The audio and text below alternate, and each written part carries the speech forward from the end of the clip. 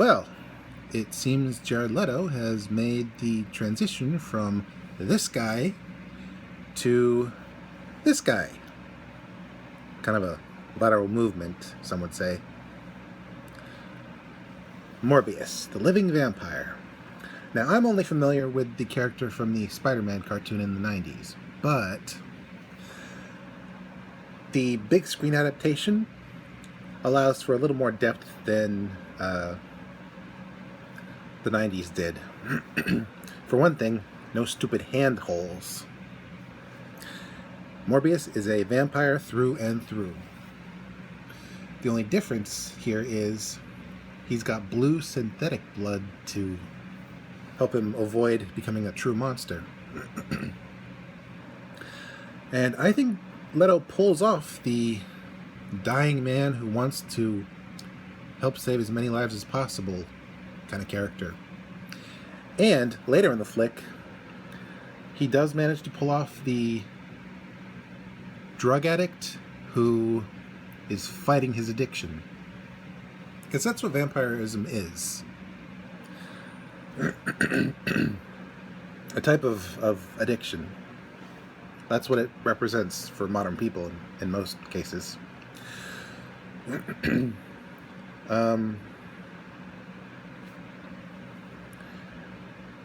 He pulls off both the Jekyll and Hyde of his character.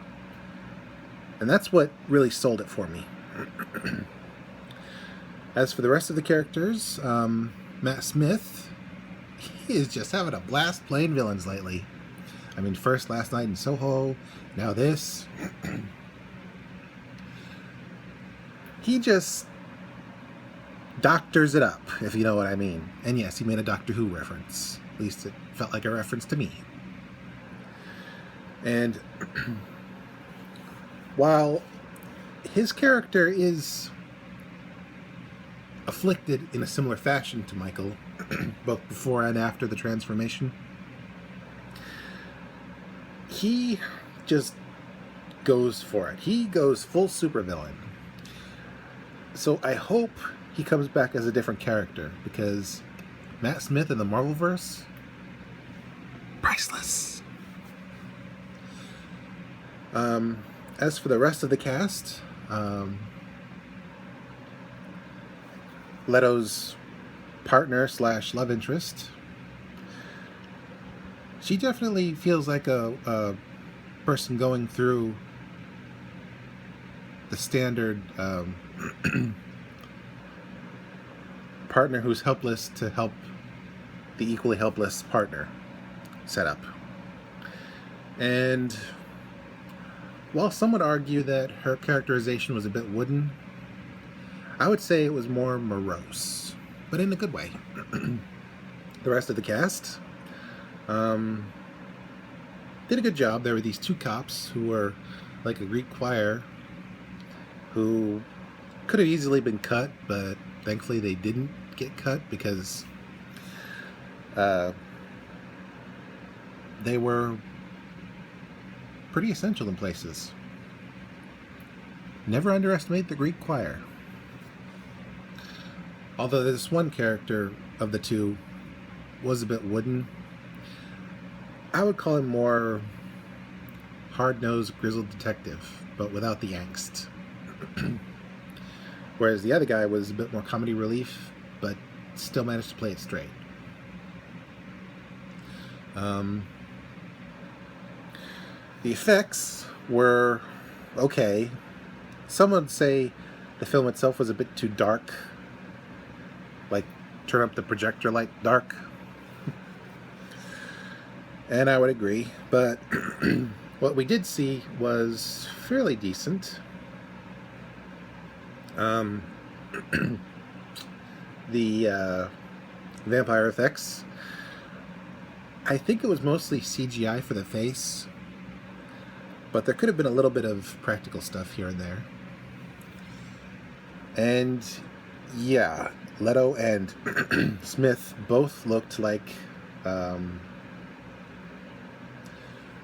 corpses that were still walking around. They managed to pull off a decent vampire look. Although it would have been better if it had been done practically, I think. Seriously, no one appreciates practical vampire makeup anymore. They all gotta go CGI for some reason.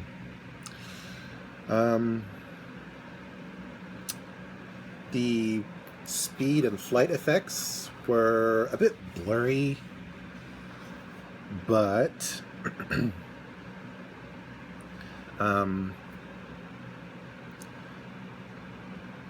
it did make you feel like you were seeing a creature that could move faster than any human being. Far more than what Twilight showed, honestly. Because they actually seemed to disturb the air around them. And the effects of drag and friction on a body that could instantly heal did sort of make it work. The music honestly sounded like it came out of a Batman movie, specifically the Dark Knight trilogy. And I don't think that was by accident. Because honestly, the whole time I was waiting for Leto to say, "I'm Batman." Seriously. I could hear chords of the Nolan Batman theme throughout.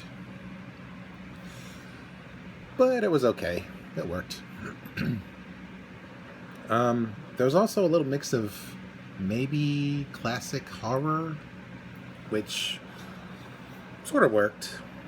Helped liven the mood. Not a lot of pop music, thankfully. Overall, the soundtrack was decent. Every time someone moved or got hit, you felt it.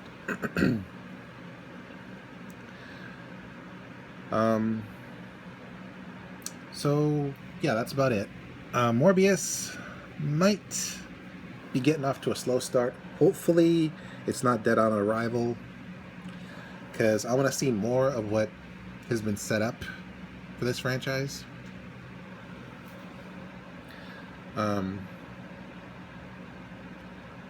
And I think Leto has found his comic book niche. So, here's to you, guy.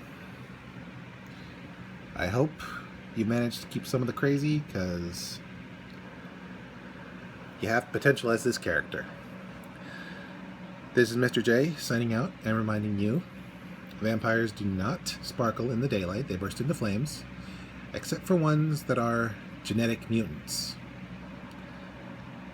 They just fly. Blah.